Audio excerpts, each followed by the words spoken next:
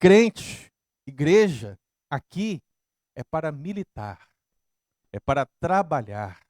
Nós glorificamos a Deus, exaltamos a Deus, Deus nos edifica, nós temos, então, a família cresce com um propósito. Qual o propósito? Servir, trabalhar. E quando nós começamos a trabalhar, meu amado, o trabalho começa a aparecer. Não é verdade? E quando o trabalho começa a aparecer, aí, meu amado, as dificuldades surgem, as situações que envolvem o reino espiritual vão ser mais perceptíveis, porque existe uma batalha que envolve princípios espirituais e também princípios terreais. Portanto, é muito mais fácil para as pessoas hoje ir a uma igreja, encontrarem um templo bonito, uma estrutura exponencial, uma palavra que vai abençoar o seu coração, mas que muitas vezes não é uma palavra bíblica, mas uma palavra no sentido de te impactar, talvez para o trabalho do dia a dia, talvez para te impactar na família, demonstrando que você é algo que você não é, demonstrando que você tem algo que você não tem, e nunca apresentando a necessidade da mensagem central do Evangelho. Arrependei-vos, porque é chegado o reino dos céus. Então você começa a consumir isso. E a única obrigação que você tem nesse tipo de filosofia é entregar o seu dízimo, é entregar a sua oferta. Você é desafiado a isso. Você é desafiado a semear. Com a chegada agora do fim de ano, algumas igrejas têm um costume interessante de conclamar os membros da igreja a virem ao altar semear. Né? Semear uma oferta, semear um dízimo extra, né? Alguma coisa para que o ano 2020 seja um ano o quê? Próspero. Aí você vem na igreja de branco, né? Traz uma romã, coloca ali no bolso, né? Joga uma moedinha para trás, não passa debaixo da escada, cuidado com o gato preto, e assim sucessivamente, mas deixa a sua oferta que você será próspero. E é claro, se você não for próspero, é porque lhe faltou fé, meu irmão. Nós não temos culpa. O problema é você. Então, essa não é a filosofia de uma igreja bíblica, de uma igreja acolhedora. A igreja bíblica, meu irmão, ela luta.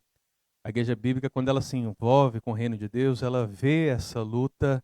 E, meu amado, a luta pelas pessoas vai gerar tempo que você precisar dispor para abençoar pessoas, para orar com pessoas, para ir na casa das pessoas, para estar com as pessoas, para amar as pessoas. E, meu amado, isso cansa. Cansa porque é uma batalha. Então você precisa se fortalecer com toda a armadura de Deus para poder resistir. Então, de fato, essa liderança esforçada é aquilo que nós buscamos na igreja, tirando o foco muitas vezes existente no pastor, nos presbíteros e colocando na igreja como um todo. Afinal, a grande comissão foi dada para quem? Para os discípulos, não é verdade? Você é discípulo de Jesus? Tem poucos discípulos aqui. Deve ter 12. Você é discípulo de Jesus? Se você é discípulo de Jesus, a grande comissão é para você, meu irmão. Todos nós, então, precisamos trabalhar. E assim, meu amado, nós avançamos um pouco mais, falamos da necessidade de aspirar a edificação e a comunhão, fazendo essa ligação entre as duas igrejas, e depois partimos para o princípio de acolher a igreja no lar. Ou seja, uma vez que nós acolhemos a igreja enquanto igreja local, pensando principalmente no culto público, agora fortificados como irmãos, fortificados como liderança, fortificados, edificados e em comunhão, nós avançamos para o lar. O lar precisa ser uma extensão da igreja num todo. A igreja, ela se multiplica nas casas, mas, meu amado, toda ela se torna a igreja do Senhor Jesus. Por isso, no domingo passado, nós fizemos aquela diferenciação entre igreja, lar, templo e pessoas. Falamos de alguns problemas. O problema do templocentrismo, onde as pessoas acham que Deus só está presente no templo. É interessante, eu estava comentando isso Na casa do Eli da Ricardo essa semana, eu falei, né, que às vezes as pessoas pensam que Deus está no templo e que o diabo não está. Né? O diabo não está. Às vezes a gente fala assim, irmão, o diabo está aí ao seu redor. Meu Deus, como é que o diabo pode entrar na igreja? Porque a gente tem muitas vezes a visão que este lugar, este espaço, é um espaço sagrado onde Deus habita. E a grande verdade, meu amado, é que fazendo a análise das palavras templo, lar, igreja, nós percebemos que a revelação progressiva de Deus e o próprio propósito de Deus estabeleceram a igreja santa, estabeleceram o templo santo do Senhor em você, em nós, nas pessoas. Então não importa o lugar, essencialmente, se é aqui, se é na praça, se é na prisão, se é no hospital, se é na sua casa, não importa o lugar. Se as pessoas redimidas, batizadas com o Espírito Santo de Deus, discípulos do Senhor Jesus, estão reunidas, ali está a igreja do Senhor reunida. Por isso que o apóstolo Paulo diz: não sabeis vós que sois santuário do Espírito Santo de Deus? Deus habita em nós. Amém, irmão? Olha só que maravilha. Agora, Deus, meu amado, não está focado e preso, e entenda a palavra preso dentro desse contexto veterotestamentário, apenas ao Santo dos Santos, apenas à Arca da Aliança, um acesso difícil, um acesso que era necessário vários rituais, vários sacerdotes, com muita dificuldade. Ora, ninguém conseguia se aproximar de Deus com integridade, porque todos são pecadores, animais morrendo, mas Jesus, meu amado, ele abre um novo e vivo caminho. Ele rasga o véu do alto a baixo e te dá pleno acesso a Deus. Agora todos nós somos templo do Espírito Santo de Deus. Todos nós podemos falar com Deus diretamente pela oração. Você consegue entender isso, meu irmão? Esse acesso vivo? Eu sei que às vezes o clericalismo é um problema. Falei disso. Porque às vezes a gente quer uma oração na igreja. Eu vou fazer a comparação entre um presbítero e um pastor, né? Já aconteceu comigo várias vezes. Com certeza não aconteceu com o pastor Pedro, né? Mas comigo já aconteceu várias vezes de um presbítero ir orar com um irmão com um determinado problema e a pessoa fala, mas eu queria a oração do pastor. Por que a gente tem a ideia de que a oração do pastor é mais poderosa? É. Que vale mais? É, não é? Eu arrisco a dizer, irmãos, que tem pessoas na igreja que oram mais do que o pastor. Oram mais que o pastor, irmão. Que tem mais comunhão com Deus nesse sentido. Por quê? É possível. Pastor não é o seu sumo sacerdote. Você tem livre acesso a Deus. Todos nós agora em Cristo Jesus podemos nos apresentar na presença do Senhor. E é por isso que nós precisamos evitar essas distinções, mas entender que ela avança, que agora a igreja, meu amado irmão, ela não é uma estrutura física, mas são pessoas redimidas. Onde elas estão, a igreja do Senhor está. Por isso que Jesus disse, onde estiverem 2 ou 3 reunidos em meu nome, ali eu estarei. Aonde ele estará? No meio deles. Né? E agora, irmão, para a gente fechar essa questão da igreja acolhedora, nós precisamos entender que acolher a igreja no lar significa, de fato, dispor o lar para a expansão do reino. Esse que é o princípio. Ter um grupo pequeno significa pensar na expansão do reino. Saudai os irmãos de Laodiceia. Saudai Ninfa. E a igreja que está em sua casa. Eu queria convidar você a ler uns textos comigo. Para você entender essa realidade, abra Romanos 16. Romanos 16. Eu vou pedir a um diácono para fazer a leitura para mim do versículo 3 ao versículo 5.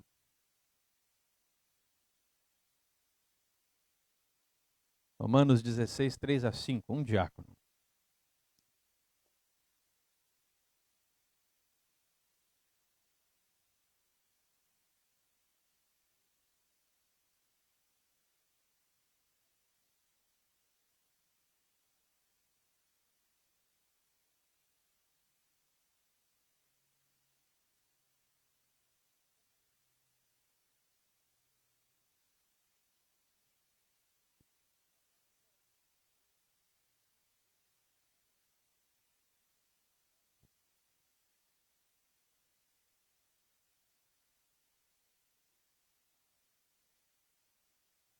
Tudo bem. Priscila e Áquila são saudados pelo apóstolo Paulo e, consequentemente, também é saudada a igreja que se reúne na casa dele. A carta de Paulo é para qual igreja? Roma.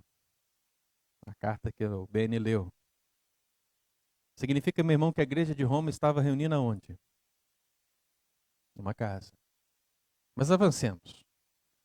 Vai em versículo 23 do capítulo 16. Um presbítero, lê para mim. Romanos 16, 23, só a parte A.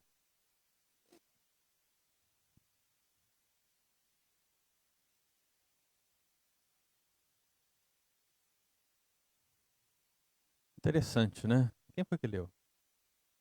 Vonei. Interessante, Vonei, porque o apóstolo Paulo está escrevendo para Roma, mas ele cita Gaio. Lembra que eu falei daquele caráter epistolar? O que acontecia com as epístolas? Elas circulavam, né? Você sabe onde Gaio morava? Quem sabe? Quem sabe vai ganhar um almoço hoje, pago pelo pastor Pedro. Ele concordou. Gaio era de onde? Alguém? Vamos falar. Alguém sabe o nome e sobrenome de Gaio? Qual que é o nome? Gaio Tício Justo. Em Atos 18 aparece lá um tal de Tício Justo. Quem é esse Tício Justo, gente? Paulo está na cidade de Corinto. E meu amado, Tício Justo e Gaio, ao que tudo indicam, eram a mesma pessoa. E o que o apóstolo Paulo está fazendo aqui é saudar Gaio, porque ele era hospedeiro tanto do apóstolo Paulo, como também de quê? Da igreja. Então nós temos algo interessante aqui. A igreja de Roma reunia onde? Em casa. E a igreja de Corinto? Em casa. Então na casa de Priscila e Áquila, e agora na casa de quem? De Gaio. Vá lá em Atos 16. Volta um pouquinho. Atos 16.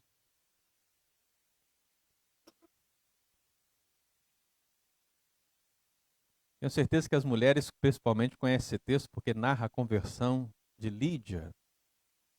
Então, muitas reflexões são feitas para as mulheres a partir de Lídia. Mas é interessante nós notarmos aqui, versículo 13 diz assim: No sábado saímos da cidade para junto do rio, onde nos pareceu haver um lugar de oração.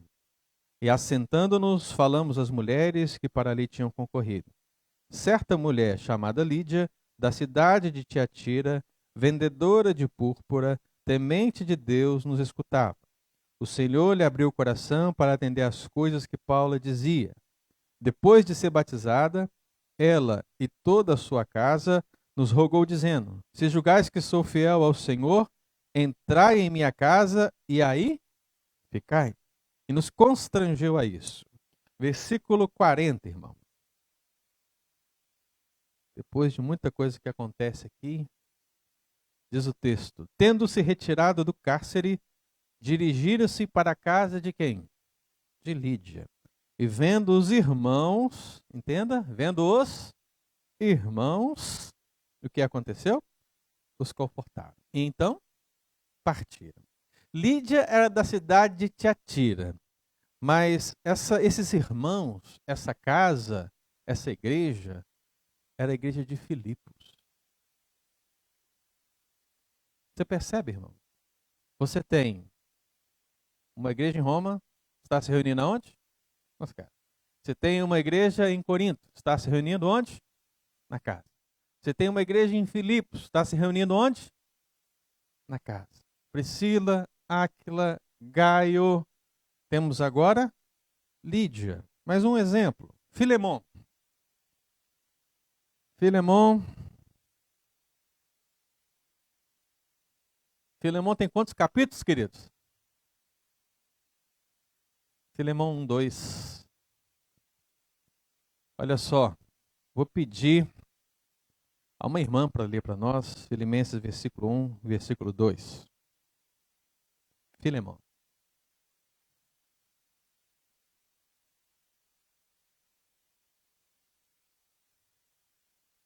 Muito bem. O versículo 1 fala: Paulo, prisioneiro de Cristo Jesus, e o irmão Timóteo escrevem para quem? Ao amado Filemon. E fala que Filemon é também colaborador. Olha a liderança esforçada. Colaborador. E aí ele fala: Áfia e Arquipo. E fala que há uma igreja ali. É interessante, amado, pensarmos nisso, primeiramente porque o contexto de Filemon, Áfia e Arquipo é o contexto de Colossos. Qual é a carta que nós estamos estudando aqui? Colossenses, capítulo 4, versículo 15. A igreja de Colossos, meu irmão, ela está se reunindo também nas casas. Na casa de quem? Na casa de Filemon. E como é que eu sei disso, pastor? Sei pelo contexto histórico, mas sei principalmente pelo Arquipo. Arquipo, meu amado, é filho de Filemon e possivelmente filho de Filemon com Áfia. O que temos aqui é Filemon, Áfia e Arquipo. Marido, esposa e filho. Nós temos uma igreja no lar. Nós temos uma família dedicada ao Senhor. E quando você vai lá no Colossenses 4, que a gente está no versículo 15, mas se você ler o versículo 17, o que que diz lá? Quem achar primeiro, lê. Está aberto aí, gente? Colossenses 4, 17, pode ler, Eudes.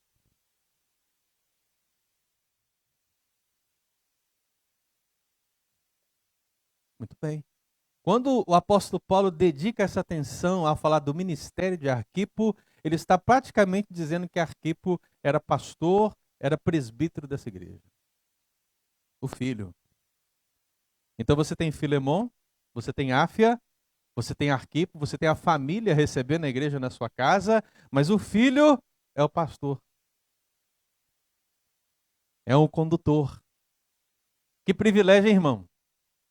Imagina na sua casa a igreja se reunindo, você, sua esposa, mas é seu filho que está ali conduzindo a palavra, ministrando a palavra ao coração das pessoas, levando as pessoas a orar, levando as pessoas a terem essa edificação mútua em nome de Jesus. O apóstolo Paulo saúda esses irmãos, porque, meu irmão, esses irmãos são colaboradores da seara santa do Senhor. E todos esses nomes que eu mencionei e muitos outros, meu irmão, o que podemos unificar em todos eles é o quê? Eles estão o quê? Estão dispondo o seu lar. Estão dispondo a sua casa. O apóstolo Paulo chega a dizer de Lídia, ela nos constrangeu a isso. Isso mostra, meu amado irmão, que ela insistiu a tal ponto que ele realmente precisou o quê? Ir. Meu amado, esse é o sentimento que nós precisamos ter. Devemos dispor a nossa vida por inteiro ao Senhor.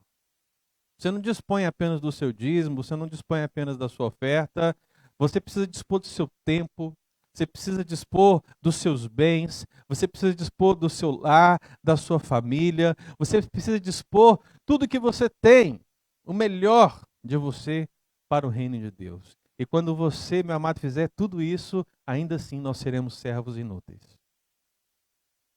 Você entende? Porque o servo sofredor fez muito mais.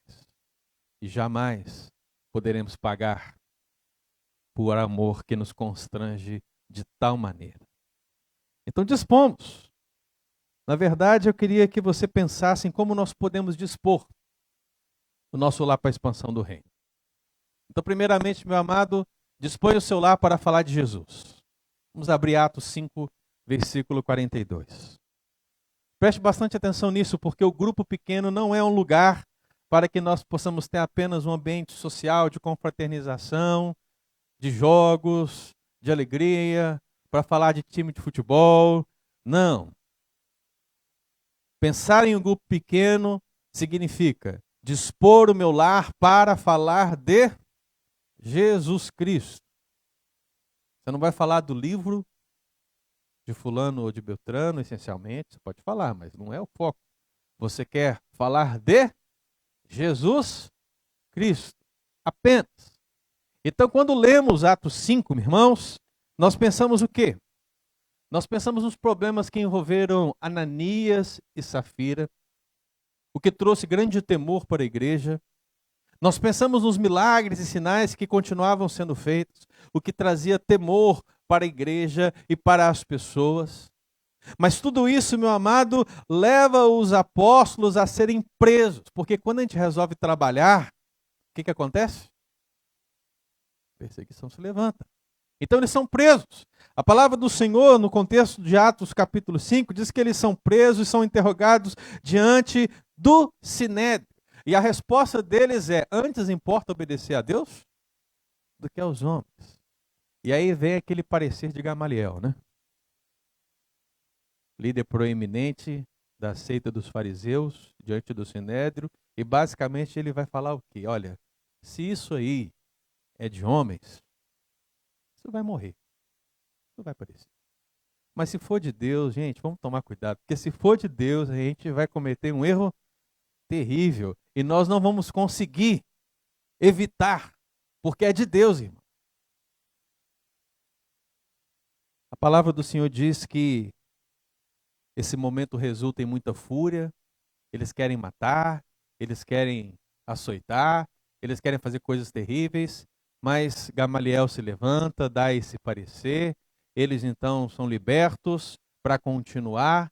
E o que diz a palavra do Senhor em Atos 5:42? Todos os dias no templo e de casa em casa não cessavam de ensinar e de pregar Jesus Cristo. E a palavra cessar aqui, irmão, é a palavra desistir. Então, eu quero que você entenda essa frase dentro desse contexto.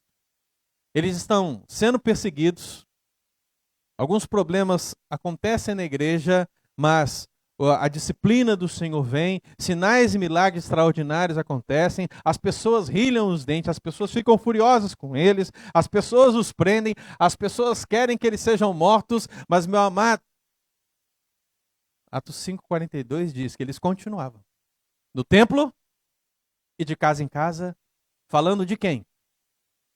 De Jesus Cristo. Esse é o propósito do grupo pequeno quando você dispõe o seu lar. Não somente isso, mas precisamos dispor o nosso lar crendo no poder do Evangelho. Meu amado, o que vai transformar a vida das pessoas é a palavra. É a palavra de Deus. Então nós precisamos compartilhar a palavra do Senhor para falar de Jesus Cristo. Nós temos que abrir a Escritura. Nós temos que falar de Jesus Cristo através dela, compreendendo acerca dela. E quando lemos Atos 10, meu amado, estamos lendo acerca da história do centurião Cornélio. Você lembra? Basicamente o que acontece? Pedro, judeu, né? Ele recebe a visão de Deus, daquele lençol descendo com animais impuros, e Deus fala uma, fala duas, fala três, Pedro mata aí, come. Você está com fome, irmão? Está com fome? Ótimo. Pedro parece que também não estava, porque ele não queria comer. Na verdade, ele disse, olha, isso é impuro. Eu não posso comer aquilo que é impuro. Mas Deus falou, não consideres impuro. E aí, meu amado irmão, a lição vem, porque quando Deus está ministrando essa visão para Pedro, do outro lado, no meio dos gentios, Deus também está dando uma visão para o centurião Cornélio. E, meu amado, o centurião, ele segue a visão, manda buscar Pedro, Pedro vai até o centurião, e, meu amado, quando chega lá, o que acontece? Olha comigo aí. Versículo 24. Está com sua Bíblia aberta? No dia imediato, pode ler.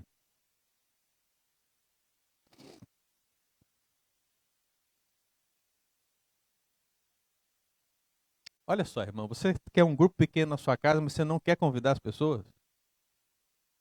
Eu sei que nós temos dificuldades aqui, que envolvem o fato de muitos vizinhos seus serem americanos. Mas eu tenho certeza que também há muitas pessoas que podem participar com você. E Cornélio, entendendo a profundidade, o tamanho do que estava para acontecer, ele chamou seus parentes, chamou seus amigos íntimos, a igreja, a casa dele estava lotada. E diz o versículo 27, falando com ele, entrou, encontrando muitos reunidos ali. E aí diz o versículo 44, o que aconteceu? Ainda Pedro falava essas coisas. E que coisas que ele falava? O Evangelho de Jesus Cristo, irmão. Ainda ele falava essas coisas quando caiu o Espírito Santo sobre todos que ouviam a palavra. Gente, nós precisamos crer no poder do Evangelho. O Evangelho tem poder para transformar o homem pecador em uma nova criatura em Deus Pai. Então é anunciado. Meu querido, é interessante que o arrependimento para a vida era uma mensagem que era difícil de ser compreendida pelo judeu, no sentido para os gentios. Quando os apóstolos ficam sabendo que Pedro esteve com um gentio, vão lá e conversam com ele e falam, que história é essa, Pedro? Né? Como é que é isso aí? Como é que você vai lá entre os gentios? E aí Pedro então faz a explanação de tudo que aconteceu. E meu amado, os apóstolos agora ganham essa visão que de fato e de verdade o arrependimento para a vida também foi estendido aos gentios. E agora o evangelho, meu irmão, saindo de Jerusalém, avança para todos os lugares. Até chegar, sabe onde? No seu coração, no meu coração, aqui em Boston, na nossa casa, na nossa família. Aleluia. Amado, fale de Jesus Cristo. Creia no poder do Evangelho. Disponha o seu lar proporcionando uma casa de oração. Amado irmão, olha, preste atenção nisso. A gente fala de Jesus, a gente crê no poder do Evangelho, mas no nosso lar, ali no grupo pequeno, nós também devemos orar uns pelos outros. Nós precisamos ter momentos de oração, precisa ser uma casa de oração, precisa ser um lugar onde as pessoas possam se abrir e nós possamos orar por elas. E aí algo interessante acontece justamente no capítulo 12, se você puder ler ali comigo. A grande verdade nesse texto, meu irmão, é que Herodes matou Tiago. Tiago foi passado a fio de espada. E Pedro foi preso. Eu sei que Pedro era um camarada difícil, irmão. Você lembra que lá no Getsemane, né, quando foram prender Jesus, ele logo sacou o quê? Não foi uma flor não, né? Foi uma espada. Eu vou proteger Jesus, né? Que coisa. Se ele soubesse jiu-jitsu, né, Paulo? Já partia para cima ali, numa chave. Não. Eu sei que Pedro ele tinha esses momentos. Mas é um exagero colocar 4 grupos de 4 soldados para proteger Pedro, né? 16 homens para segurar o homem. 16. Colocou as cadeias, fecharam as portas. 4 escoltas de 4 homens cada. Prenderam Pedro.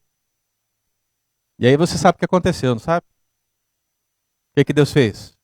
Mais um milagre extraordinário. A Bíblia diz que um anjo fez o quê? A libertação de Pedro, né? Literalmente libertou Pedro.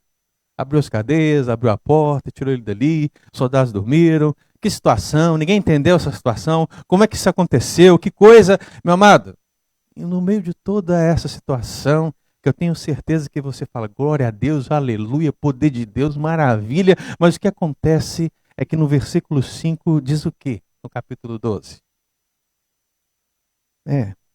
Pedro, pois, estava guardado no cárcere, mas havia oração incessante a Deus por parte da igreja, a favor dele. A igreja estava orando, meu irmão. Agora a pergunta, onde ela estava orando? Versículo 12. Olha aí. Considerando ele a sua situação, resolveu ir à casa de Maria, mãe de João, cognominado Marcos, onde muitas pessoas estavam congregadas e... Aonde? Na casa. Você percebe, irmão? Disponha o seu lar, proporcionando uma casa de oração. Porque se assim for, meu irmão, nós vamos ver Deus mover e fazer milagres no nosso meio, irmão. Mas para fechar, disponha seu lar com intensa alegria. No contexto de Lídia, meu amado irmão, você sabe que Lídia, ela abriu o coração, Deus abriu o coração de Lídia para que ela compreendesse a mensagem do Evangelho. Ela constrangeu o apóstolo Paulo a ir na sua própria casa, fez isso alguns momentos e recebeu essa igreja na sua casa. Mas o que nós percebemos no capítulo 16 é um outro momento interessante, que é o momento da conversão do carcereiro. Agora não é Pedro apenas. Não. Agora nós temos outros dois personagens. Temos Paulo e Silas. E eles estão aonde? Na prisão. Meu amado, essa perseguição que é gerada constantemente leva Paulo e Silas presos. Mas eles estão ali na prisão e eles estão fazendo o quê? Estão louvando e estão orando. Estão ali. Estão bendizendo ao Senhor e algo extraordinário acontece. O quê? Um terremoto. Estava perguntando ao pastor essa semana aí sobre terremoto, né? Foi, pastor, que eu perguntei? Como é que é um terremoto? Foi, né? Foi. Como é que é esse negócio do terremoto? Porque é uma coisa muito... Eu nunca passei por isso, não sei. Mas um terremoto, meu irmão, fez que os grilhões caíssem, as portas se abrissem e eles estavam libertos. Milagre! E o carcereiro ficou o quê? Desesperado. Eu não sei se ele sabia do que aconteceu com Pedro. Mas, meu amado irmão, imagine se ele soubesse, né? Com certeza aqueles soldados foram disciplinados. E com certeza ele também sabia que se deixasse esses prisioneiros escapassem, ele seria disciplinado. E ele fica louco, ele fica desesperado. E, meu amado, Paulo e Silas não fugiram, eles ficaram ali. Havia um outro propósito. O carcereiro se converte. Diz o texto bíblico, crê no Senhor Jesus, será salvo tu. E a promessa se concretiza, porque ele realmente é salvo e toda a sua casa. E aí, meu amado, chegamos no versículo 34 do capítulo 16, quando ele diz: então, levando-os para sua própria casa, lhes pôs à mesa e com todos os seus manifestava grande alegria por terem crido em Deus. Meu amado, se você quer dispor sua casa, disponha sua casa como o carcereiro dispôs, com intensa alegria. Esses são elementos para alguém que vai acolher a igreja no lar. Para alguém que realmente quer dispor o seu lar para a expansão do reino, para a expansão do reino de Jesus. Amém? Eu quero, já estou encerrando, né? Mas eu queria convidar aqui o comitê, nosso comitê de grupos pequenos. Tem a Dulce, por favor. Eli, Ricarda, Estevão, Dulce, está dando aula, né? Ok. Queria convidar aqui à frente, que agora eles vão falar. Eles devem estar pensando, mas você não combinou nada, pastor. Ah, mas é assim mesmo. Tô brincando. Esse aqui, irmãos, é o comitê de grupos pequenos, né? Nós estamos pensando, estamos orando, estamos meditando acerca dessa estratégia para a vida da igreja. E quaisquer situações que houverem a partir de hoje, nos procure. Se você quer receber um pequeno grupo na sua casa, nos procure. E nós vamos fazer isso se tornar uma realidade na sua vida, na sua casa. Nós queremos que você disponha a sua casa, disponha o seu lar para a expansão do reino do Senhor.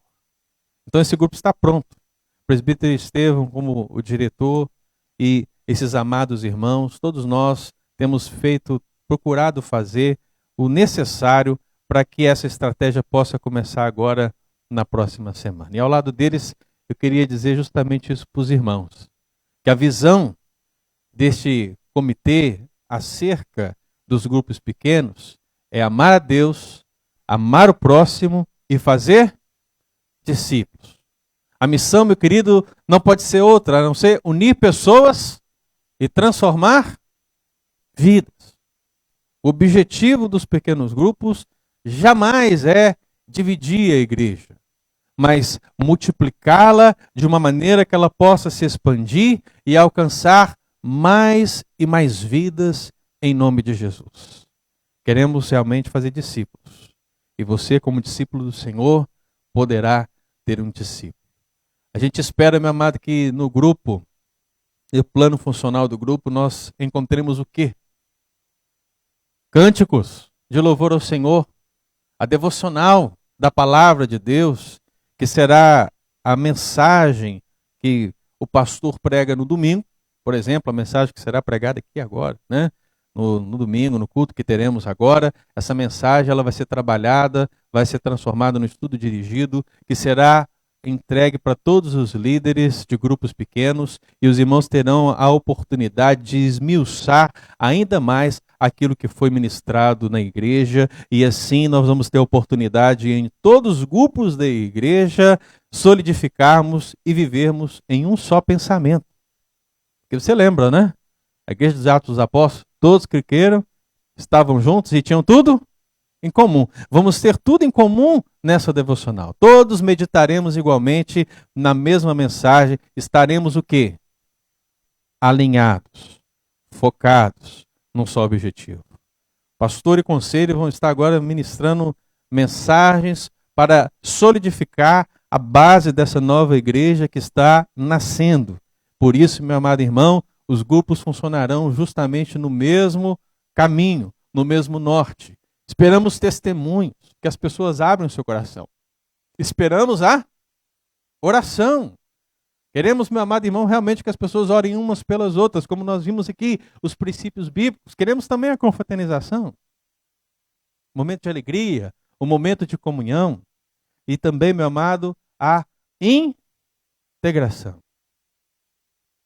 A minha oração, o nosso comitê, é que a igreja não tenha mais distinções East Boston e Cambridge. Que haja uma integração total e que a partir dos pequenos grupos, a partir de janeiro, a partir desse novo tempo, nós pensemos apenas em a nossa igreja. A nossa igreja. Os grupos da nossa igreja. Então, meu amado, é isso que você vai encontrar nos pequenos grupos. E quando começa, pastor? Começa nessa semana, né? Vai começar porque agora dia, como é que é hoje dia? Janeiro tá aí já. Então vai começar nessa semana. O comitê vai se reunir amanhã. Então amanhã, meu amado irmão, nós vamos definir os últimos detalhes e eu quero convidar você a ficar atento ao Telegram da igreja, porque nós vamos lançar ali os grupos iniciais que vão começar o trabalho agora em janeiro, né?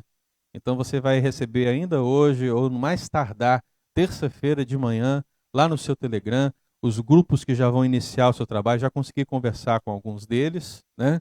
E nós vamos iniciar esse trabalho e o comitê vai definir, vai passar para os amados irmãos, e a minha oração é que você possa participar com alegria em nome de Jesus. Amém? Vai ter um grupo menor nesse início. Mas a ideia, meu amado, é que nós multipliquemos os grupos cada vez mais. Tudo vai depender da sua disposição. Tudo vai depender de você dispor o seu lar, de você ser um cooperador desse reino, de você, assim como Priscila, Áquila, Gaio, Arquipo e muitos outros, ao lado do apóstolo Paulo, ao lado do apóstolo Pedro, ao lado de tantos irmãos e irmãs, nós possamos abrir mais e mais, expandir mais e mais lugares, onde nós possamos encontrar um ambiente propício para falar de Jesus, crendo no poder do Evangelho, manifestando intensa alegria e proporcionando uma casa de oração. Amém, amado? Esse é o nosso desejo, essa é a nossa oração. Presbítero Estevão, diretor, Dulce, Eli, Ricardo e eu compomos esse comitê e estamos à disposição dos irmãos para esclarecer dúvidas e para somarmos em nome de Jesus. Amém? O comitê está aqui, pode se assentar. Eu só queria encerrar, que eu ainda estou no meu tempo, né, pastor? 5 minutos, lendo 3 textos com os irmãos. Eu quero convidar você a ler Atos 9 comigo. Atos 9. Quem é o principal personagem de tudo que a gente falou aqui, né, irmãos? Claro, é Jesus. Mas, no sentido estratégico da expansão do reino na Ásia Menor, na região da Caia, da Macedônia, a pessoa que Deus usou para esse propósito foi quem? Foi o apóstolo Paulo.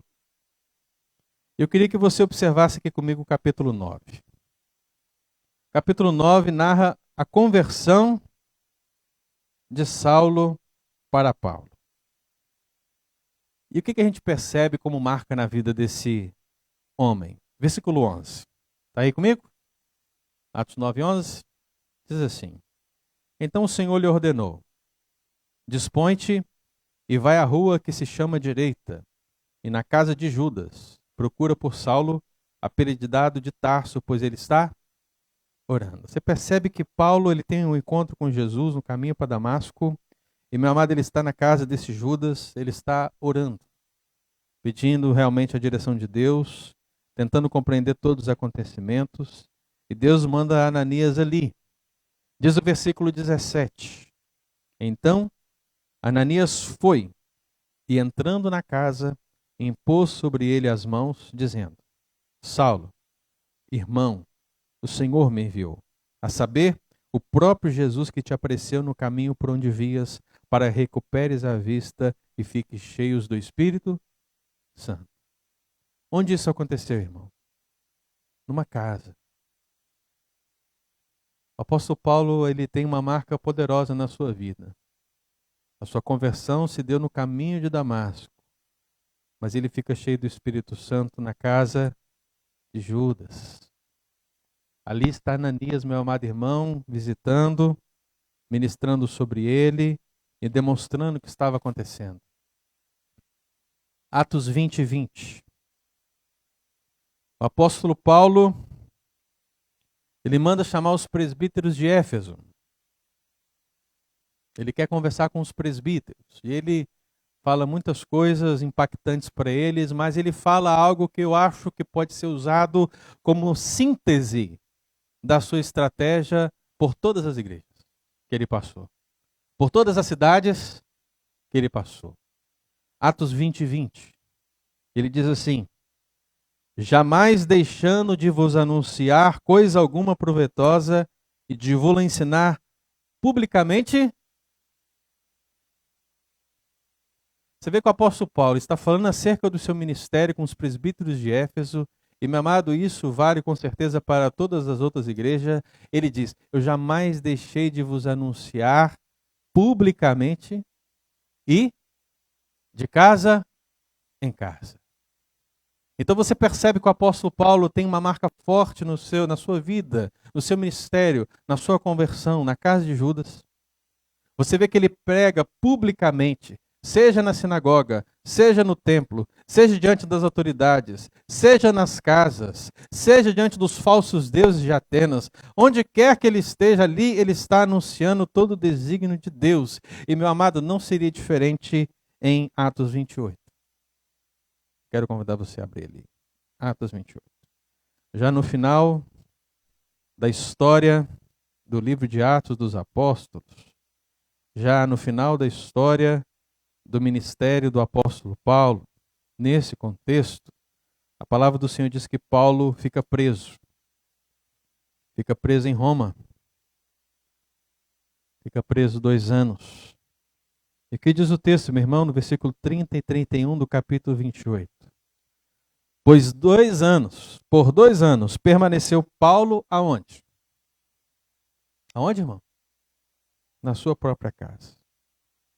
Aquele que plantou várias igrejas em vários lugares, em várias casas, agora está na sua própria casa. E ainda que esteja preso, o que ele faz da sua casa? Olha o texto, irmão. Recebia todos os que o procuravam, pregando o reino de Deus e com toda intrepidez, sem impedimento algum, ensinava as coisas referentes ao Senhor Jesus Cristo. Amém? Então você percebe que a vida do apóstolo Paulo, meu amado irmão, do início ao fim do seu ministério, a importância da igreja local, a importância da igreja no lar, a importância de anunciar publicamente, a importância de anunciar particularmente. Tudo isso, meu irmão, são princípios bíblicos que nós precisamos colocar no nosso dia a dia, na nossa vida. Porque a igreja continua expandindo. A mensagem que temos de Atos dos Apóstolos, ela continua se expandindo. Ela sai de Samaria, sai de Jerusalém, sai de Antioquia e vai para os confins da terra. E aqui, meu amado irmão, nós não podemos ser diferentes. Nós precisamos acolher uma igreja acolhedora. Acolha a igreja local. Abençoe a igreja local. Sejamos irmãos uns dos outros. Vamos aprofundar nesses relacionamentos, irmãos. É hora de nós realmente buscarmos, aspirarmos à edificação, à comunhão, crendo que de fato a igreja do Senhor somos nós, o ajuntamento de pessoas. Se ainda não temos um templo com todo aquilo que nós entendemos ser o melhor para o reino de Deus, esse dia vai chegar. Mas até lá, meu irmão, onde vamos ter um templo melhor, sejamos uma igreja melhor. Sejamos nós.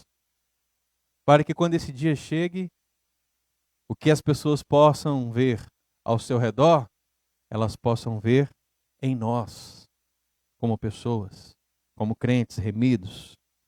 Dispõe o seu lar para a expansão do reino, meu querido. Eu tenho certeza que a City K United será uma bênção, não apenas para nós, igreja, mas será uma bênção para muitas outras pessoas que estão esperando para ouvirem acerca de Jesus Cristo. Amém? Infelizmente, meu tempo não deu, né? Daqui a pouco o pastor fala, né? Pastor, né? Mas é o seguinte, se você tem alguma dúvida, quer solucionar alguma dúvida, quer se colocar à disposição, se você quer saber como colocar um grupo pequeno na sua casa, como eu disse, eu estou à disposição, o comitê de grupos pequenos está à disposição, nós vamos ter um intervalo agora, e nesse intervalo você pode nos procurar, no intervalo após o culto você pode nos procurar durante a semana. Meu amado, só não deixe de fazer aquilo que você tem ouvido e visto pela palavra do Senhor. Você foi desafiado. Agora é hora de colocar em prática. Agora é hora de acolher e sermos uma igreja acolhedora em nome de Jesus. Vamos ficar de pé? Vamos orar?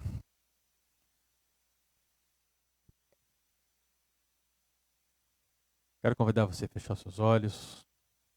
Senhor Jesus, Pai querido, não há para nós, não há de fato outro lugar onde nós possamos estar, onde o nosso coração, ó Deus, é verdadeiramente alimentado, onde o nosso coração é verdadeiramente transformado do que a presença do Senhor. Sabemos que foi o Senhor que transformou nossa vida É o Senhor que transformou a nossa família. E é assim, ó Deus, que o Senhor faz a tua igreja. Com pessoas redimidas, pecadores redimidos. E aqui nós estamos, ó Pai. Somos falhos, é verdade, mas acima de tudo somos discípulos do Senhor e queremos aprender com o Mestre. Queremos aprender na tua palavra a sermos uma igreja acolhedora. Portanto, dê a nós, ó Deus, a tua igreja, a capacidade de sermos essa igreja acolhedora, de acolhermos a igreja local e a igreja no lar, de expandirmos, ó Deus, alargarmos as nossas tendas, para que de fato o Evangelho alcance outras vidas, muito mais vidas em nome de Jesus. Eu tenho certeza, Pai querido, que há muita gente nessa cidade que ainda precisa ouvir acerca da tua palavra, acerca de Jesus. Usa-nos, ó Deus, para esse propósito. Usa a tua igreja em nome de Jesus. Dá-nos esse coração disposto a obedecer. Dá-nos esse coração acolhedor. Dá-nos, ó Deus, a capacidade de colocar toda essa palavra em prática em nome de Jesus. Amém. Amém. Pode sentar, meu querido.